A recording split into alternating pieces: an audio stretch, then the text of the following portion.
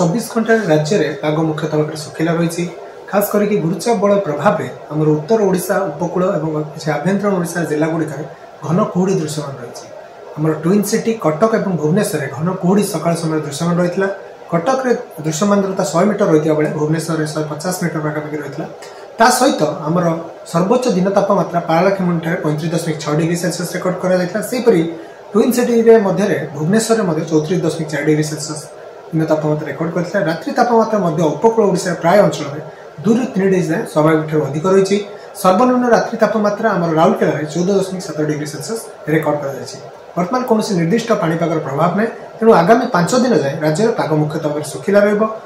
षष्ठ और सप्तम दिन जोटा कि आम रोच 23 और 24 तारिख में गोटे पश्चिमा झड़ प्रभाव में राज्य केतक जिले में हालुका वर्षार संभावना रही। आगामी जो रोच 2 दिन मुख्यतः भाव गुरुचाप बल जो सक्रिय रही ओडिशा उपकूलस्थ बंगोपसागर अंचल में सक्रिय गुरुचाप प्रभाव में आमर किसी उपकूल पार्श्ववर्ती जिला गुड़िक आगामी 2 दिन जाए घन कुहुड़ी रही संभावना रही। खास करके मध्यरात्रि सकाल समय जो रोचे आम किसी जिले में कुहुड़ी रही संभावना थी। दृश्यमान दूरता 250 मीटर मध्य सीमित रही। जातीय राजपथ गुड़िक जो जिला गुड़िक घन कुहुड़ी रही अंचल यातायात करुवा जानवाहन गुड़िक बाधा उपजार संभावना रही। तेणु से प्रति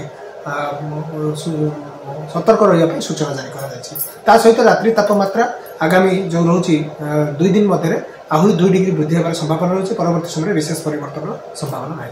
गत 24 घंटा राज्य में पाग मुख्यतः भाव सुखिला रही।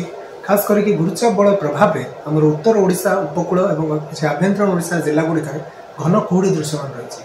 आम ट्विन सिटी कटक और भुवनेश्वर घन कुहुड़ी सकाल समय दृश्यमान रही।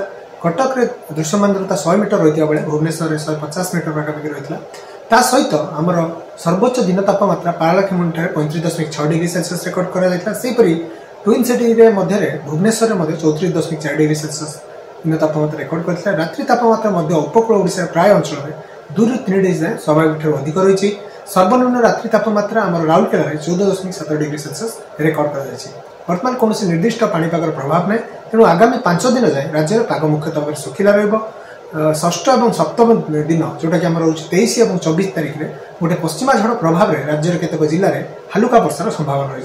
आगामी जो रोच 2 दिन मुख्यतः भाव गुरुचाप बल जो सक्रिय रही ओडिशा उपकूलस्थ बंगोपसागर अंचल में सक्रिय गुरुचाप प्रभाव में आमर किसी उपकूल पार्श्ववर्ती जिला गुड़िक आगामी 2 दिन जाए घन कुहुड़ी रही संभावना रही। खास करके मध्यरात्रि सकाल समय जो रोचे आम किसी जिले में कुहुड़ी रही संभावना थी। दृश्यमान दूरता 250 मीटर मध्य सीमित रही। जातीय राजपथ गुड़िक जो जिला गुड़िक घन कुहुड़ी रही अंचल यातायात करुवा जानवाहन गुड़िक बाधा उपजार संभावना रही। तेणु से प्रति सतर्क रही सूचना जारी कर सहित रात्रि तापमात्रा आगामी जो रोचे 2 दिन मध्य आहरी 2 डिग्री वृद्धि होकर संभावना रही। परवर्त समय विशेष परिवर्तन संभावना नहीं।